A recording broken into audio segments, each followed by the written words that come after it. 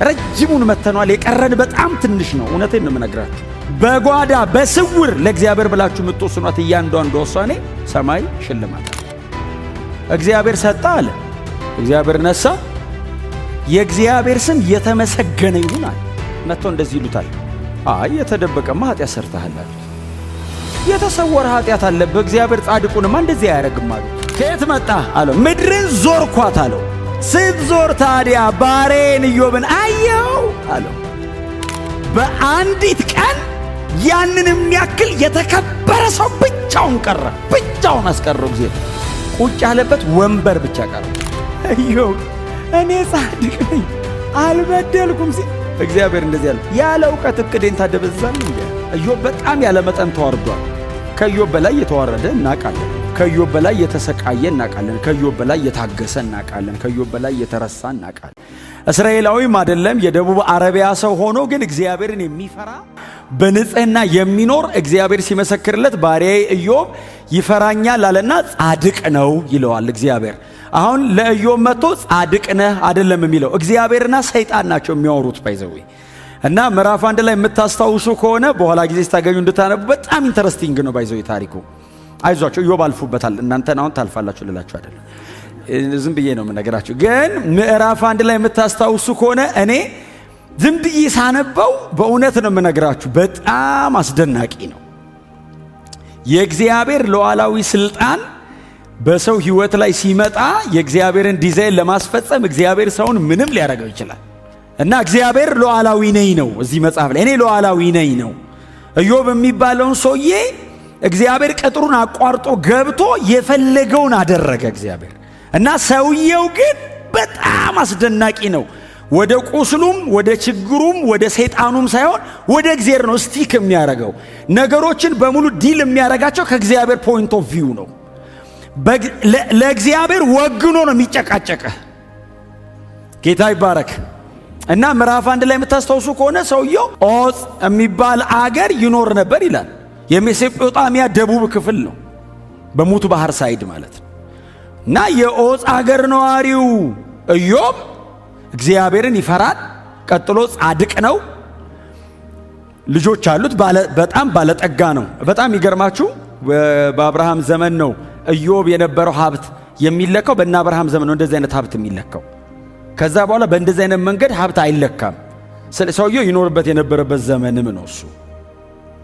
እና በከብት ብዛት በነበረው በአህያ ብዛት በእህል ብዛት ነው የሚለካው። እና ሰውየው እጅግ ባለጠጋ ነው፣ የተከበረም ነበር ይላል። እና እግዚአብሔርና ሰይጣን ኢዮብ በማያውቅበት መንገድ ነው አይደል የተነጋገሩት። ሰይጣን ወደ እግዚአብሔር ገባ እና በእግዚአብሔር ፊት ቆመ ይላል። የእግዚአብሔር ልጆች ቆመው ሰይጣንም ገብቶ ቆመ። እና ድሮ ሰይጣን ይገባ ነበር። አሁን ኢየሱስ መጥቶ ነው እኛ የገባ ነው። እና ገብቶ ሲቆም እግዚአብሔር ጠየቀው፣ ከየት መጣ አለው። ምድርን ዞርኳት አለው።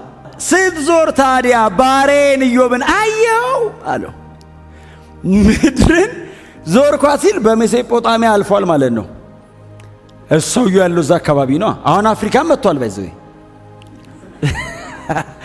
ምድርን በሙሉ እሱ መንፈስ ነው፣ እንደኛ እኮ አይራመድም። ዞርኳት ሲለው ባሪያዬን ኢዮብን አየው ሲል አዎ አይቼዋለሁ አለው። ይፈራኛል፣ ይወደኛል፣ ያከብረኛል አለው። አይ አለው። በዚህ እንኳን እርግጠኛ እንዳትሆን አለው። እንዴት አለው። አጥራጥረለት ቅጥር ቀጥረለት። በሩቁ እኮ ነው የምናየው እኛ ራሱ ኢዮብን አለው። ለመጨበጥ ራሱ እኮ አንችልም። አንተ አጥረ ሆነው ቅጥሩ በጣም ትልቅ ነው። አጥሩ ትልቅ ነው። እስቲ ቅጥሩን አንሳ፣ ዙሪያው ያለውን ነገር እስቲ ውሰድበትና ያኔ አለው ሰይጣን ይሰድብሃል።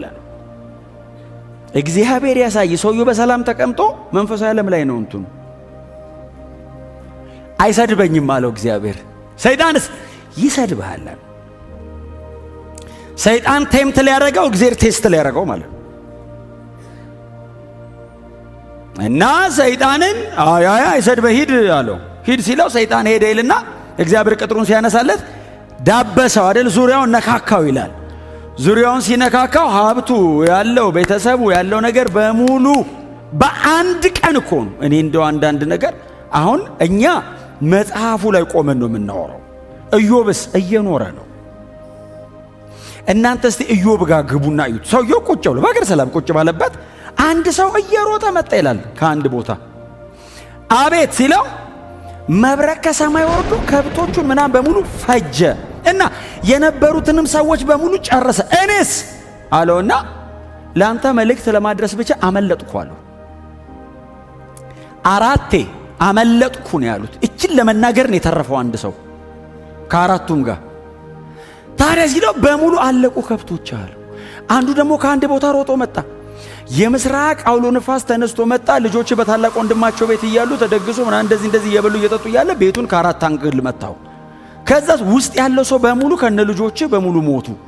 ከዛ ባሪያዎቻቸውን በሙሉ አልቋል። እኔ እችን ለመንገር አመለጥኩ አሉ። መርዶ ለመንገር እኮ ሰይጣን ራሱ ያስተርፋል። አለቁ አመለጥኩ። አንዳንድ ሰው ነው የተረፈው ከየቦታው። ያም ሰው የተረፈው ለኢዮብ ለማድረስ ነው መልእክቱን። ከየአቅጣጫው መርዶ ሰማ። መጽሐፍ እንደዚህ ይላል፣ ልብሱን ቀደደ፣ በላዩ ላይ አመድ ነሰነሰ፣ ኢዮብ መሬት ተቀመጠ ይላል።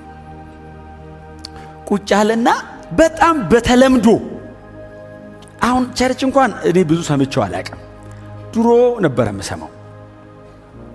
እግዚአብሔር ሰጣ። ይሄ እኮ ከኢዮብ እኮ ነው የተወሰደው። ባይዘው ቃሉ እግዚአብሔር ሰጣ አለ፣ እግዚአብሔር ነሳ፣ የእግዚአብሔር ስም የተመሰገነ ይሁን አለ። ምን ማለት ነው? ራሱ ሰውየው ምንድን የገባው? እግዚአብሔር እንዴት ነው የሚያውቀው? ልጆችህ ሞቱ፣ እንትን ተወሰደ፣ ንብረት አለቀ። በአንዲት ቀን ያንን የሚያክል የተከበረ ሰው ብቻውን ቀረ። ብቻውን አስቀረው እግዚአብሔር። ቁጭ ያለበት ወንበር ብቻ ቀረው። ከዛ ሰይጣን ተመልሶ ሄደ። አየኸው አለው ኢዮብን። አዎ አየሁትኝ፣ ዙሪያውን በሙሉ መትቻለሁ፣ እንደዚህ ሆኗል። ግን አይ መች ነካኸው አለው። እንዴት ሲለው ይሄን ሁሉ ብትወስድበትም ሰውየው እኮ መች ነካኸው? ሰው እኮ ይሄንን ሁሉ ለህይወቱ ይከፍላል አለው።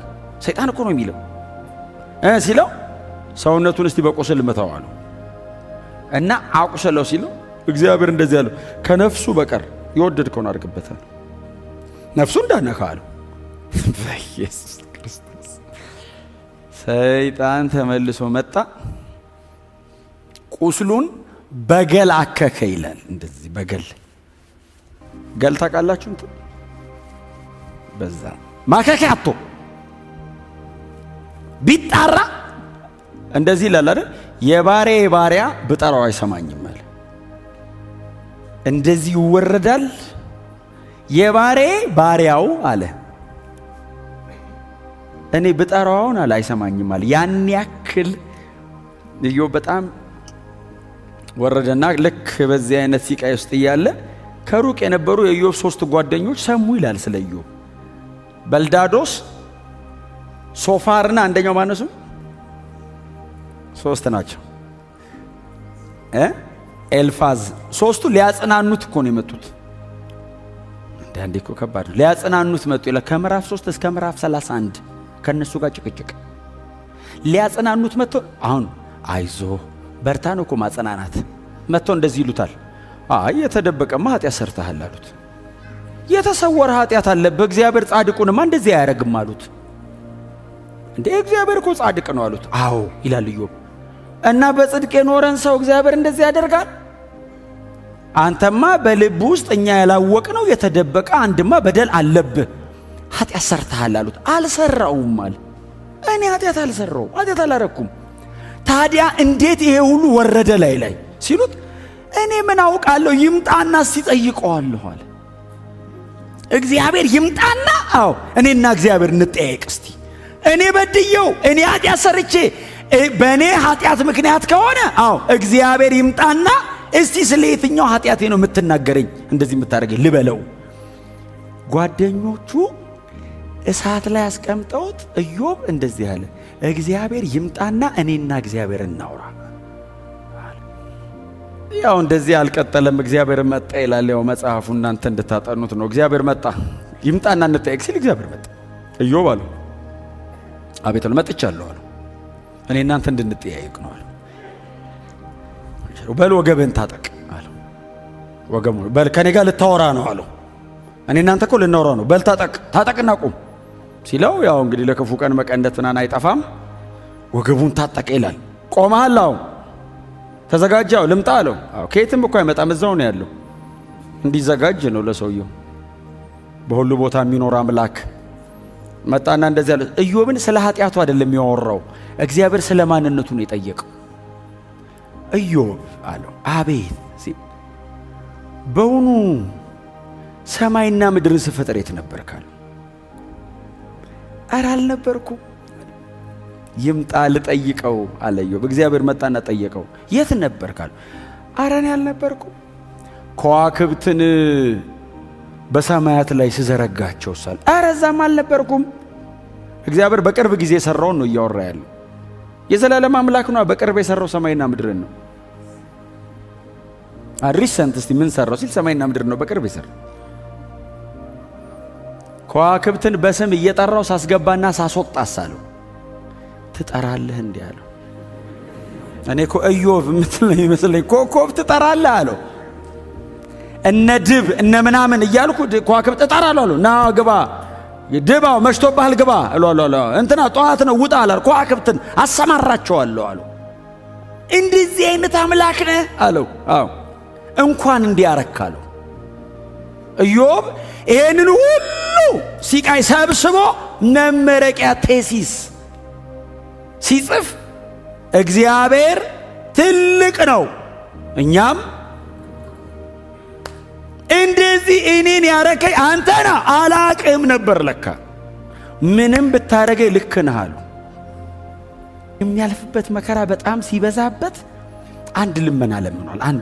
አንድ ምጥ ኢዮብ 19 ላይ አንድ ቃል አንብብላችሁ እዚሁ እናንተ አውጡት እስቲ አብረን እንድናነብ፣ ምክንያቱም ለምደናል አይደል? አውጥተን ማንበብ። ኢዮብ 19:25 ላንብብላችሁ። በጣም ይገርማችሁ ቁጥር 25 ላይ ፕሪዲክት ነው አይደል ያደረገው፣ መተንበይ ሳይሆን ቀድሞ ሊሆን ያለው ነገር ገባው።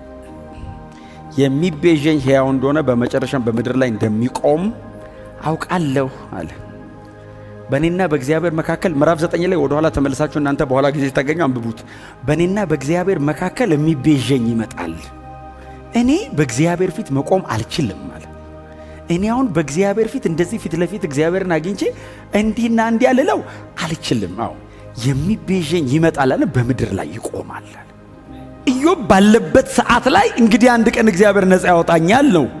ዘሆል ግን በመጽሐፍ ቅዱሳችን እኛ ጠቅላላ የመጽሐፍ ቅዱስ መጽሐፍት እጃችን ላይ ስላሉ ግልጽ ነገር ይገባናል። እግዚአብሔር ይሄንን ሰው በዚህ ውስጥ እያሳለፈ ስለምን እየተናገረ እንደሆነ እኛ በጣም በግልጽ ይገባናል። የሚቤዠን ይመጣል አለ ኢዮብ። ነፃ አውጪ ያው ይመጣልናል።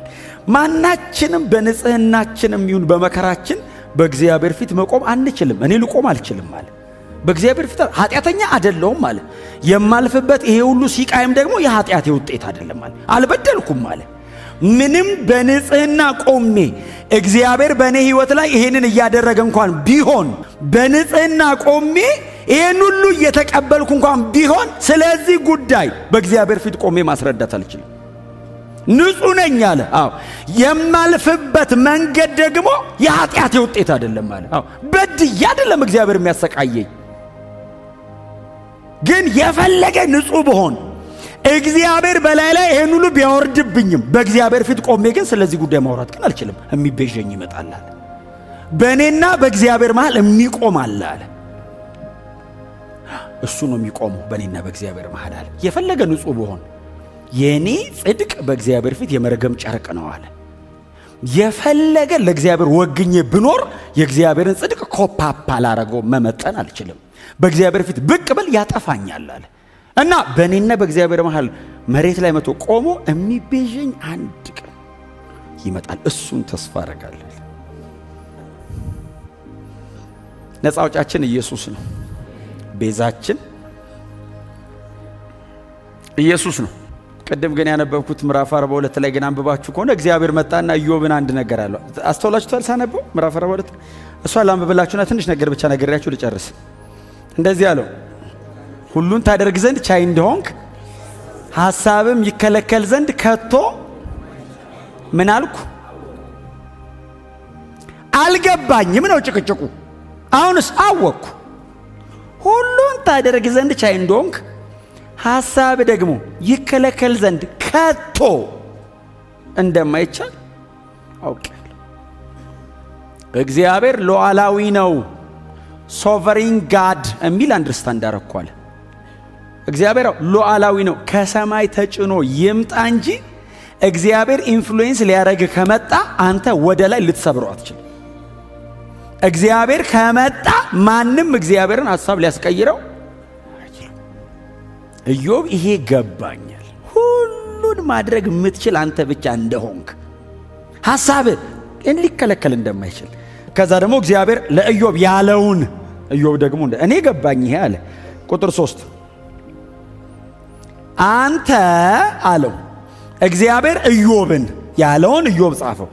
አንተ ያለ ዕውቀት እቅዴን የሚያደበዝዝ የማን ነው አልከኝ? ኢዮብ እኔ ጻድቅ ነኝ አልበደልኩም ሲል እግዚአብሔር እንደዚህ ያለው ያለ ዕውቀት እቅዴን ታደበዝዛለህ እንዴ አለ። አንተ መጣና ያለ ዕውቀት እቅዴን የሚያደበዝዝ ይሄ ማን ነው? እግዚአብሔር መጥቶ ይሄ ማን ነው ሲል ሰው ራሱ ሲል ከባድ ይሄ ማን ነው አልከኝ ነው። ለዛው እኔ ነበርኩ አለ ያለ ዕውቀት አደብዛዥ። አንተ ጓደኞቹ እኮ እንደዛ ጨጓራውን ሲልጡት አይታቸዋል። እሳት እንደዚህ እንትን የሚሉ አተ ብረት ሲቀጠቀጥ እሳት በዚህ በኩል አየር እየሳቡ እሳት የሚልኩ እንደዛ ናቸው እኮ የኢዮብ ጓደኞች።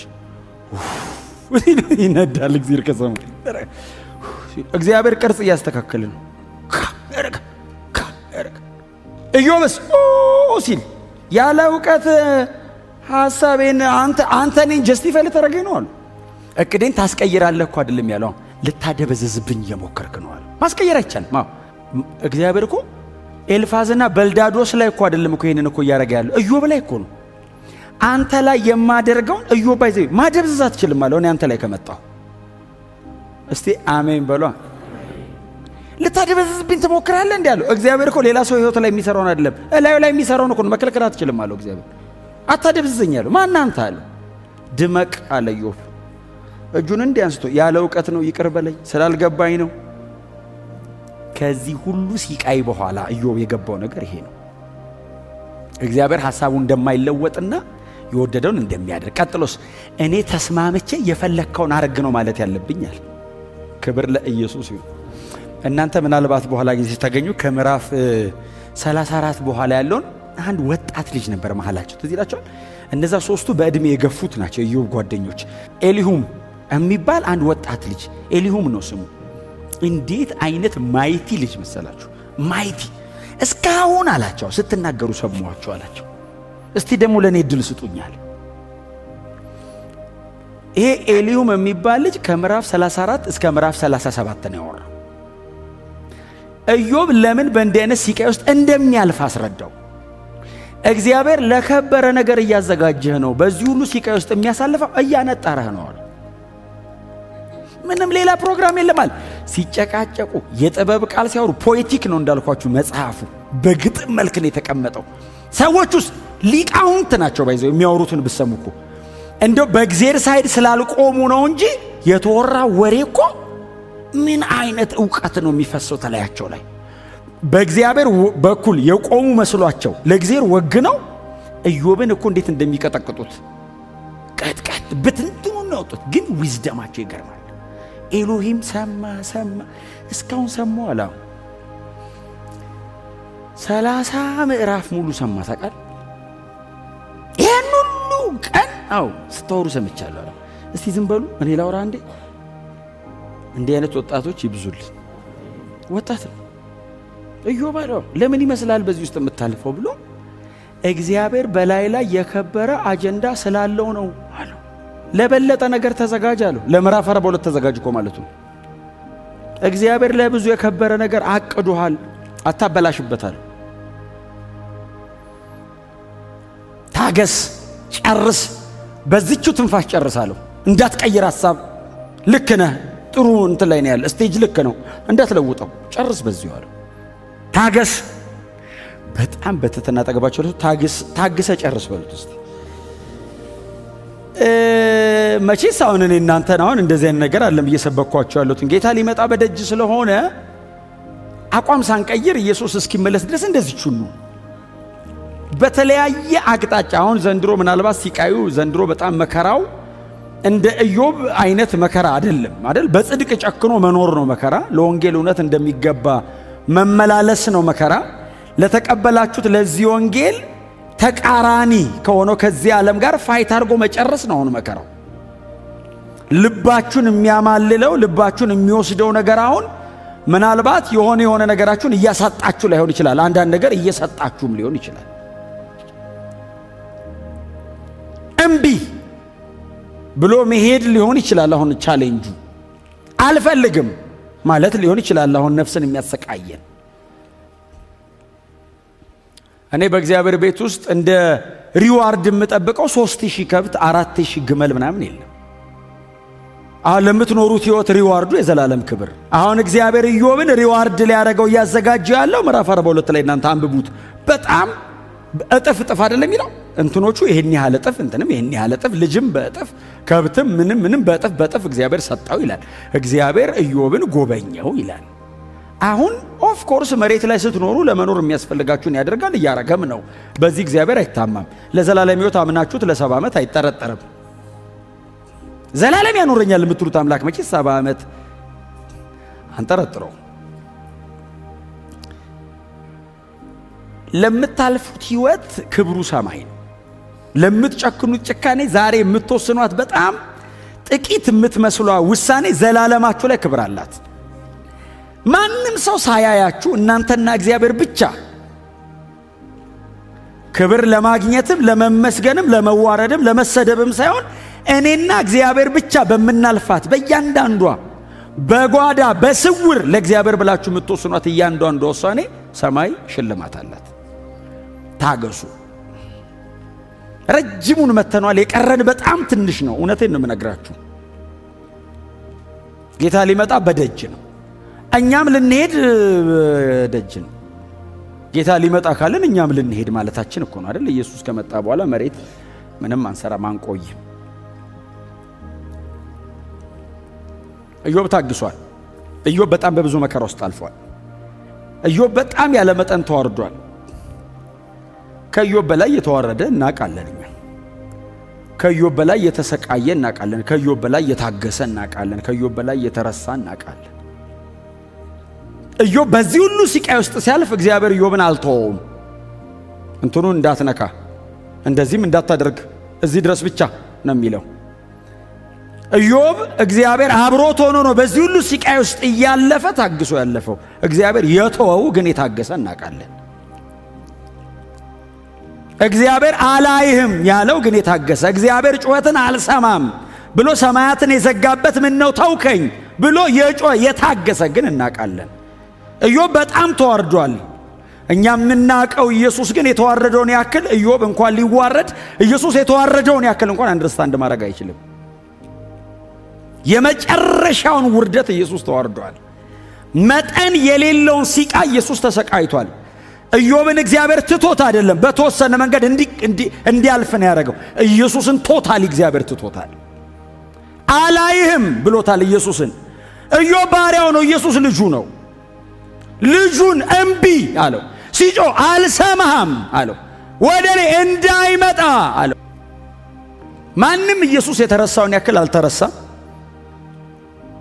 ኢዮብ በጣም ታግሷል ማሰብ አይቻልም የታገሰውን መታገስ ሲታገስ እያወራን የታገሰው የሆነ መልስ እየሰጠን የታገሰው ኢየሱስ በሸላቾቹ ፊት ዝም እንደሚል በግ ጸጥ ብሎ ነው የታገሰው መልስ አይመልስም ልክ እንደ ኢዮብ በቀኝና በግራ ሆነው እሳት ላይ የሚለቁበት ወንበዴዎች አሉ ፊት ለፊቱ ላይ ካህናት ሕጋቸውን ይዘው ይጮውበታል እስቲ ውረድ ይሉታል አንተም ብሎ ጻድቅ ወንበዴነ ኃጢአተኛነ የተረገምከነ ይሉታል ዝም ማለት ኢየሱስ መልስ አይሰጥም የተረገምኩ አይደለሁም ኃጢአተኛ አይልም ኢዮብስ ብሏል አይደለም ኢየሱስ አይልም ኢዮብ ጸጋ ተሰጥቶት እግዚአብሔር አጠገቡ ቆሞ መግባት የተቻለው ኢዮብ ጋር አጥንቱና ስጋው ጋር ነው ነፍሱ ጋር አልተገባም ኢየሱስ ሁሉን ተትቷል ኢየሱስ ኢዮብ የተዋረደው ብዙ ነገር እስከ ማጣት ነው። ኢየሱስ የተዋረደው እስከ መቃብር መውረድ ነው። መረሳት ነበረበት። ኢየሱስ መሞት አይደለም መረሳት ነበረበት። ከምድር በታች 3 ቀን እንዲረሳ አረገው እግዚአብሔር። ማየት አልፈልግም አለ እግዚአብሔር።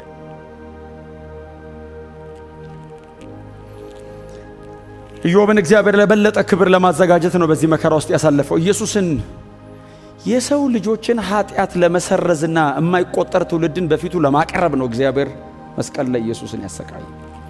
የኢየሱስ ያክል የተሰቃየ፣ የኢየሱስ ያክል የተዋረደ፣ የኢየሱስ ያክል የታገሰ አልነበረም፣ አይኖርምም።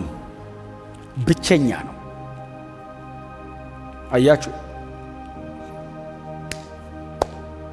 አንድ ቦታ ያዕቆብ 5:11 ላይ ኢዮብ ታገሰ የሚል አንብበናል። መጽሐፍ ቅዱሳችን ሙሉ አዲስ ኪዳን ኢየሱስ ታገሰ ይላል። ኢዮብ አንድ ነው ጥቅስ ያገኘው ታገሰ ለሚለው። ኢየሱስ ሙሉ መጽሐፉን ታገሰ ተብሏል። ይበልጣል ኢየሱስ።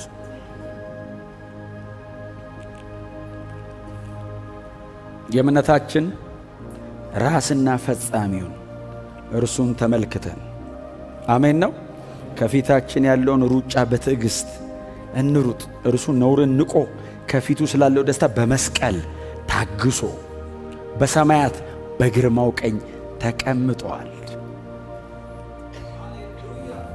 እግዚአብሔር ጻድቅ ነው ታውቃላችሁ።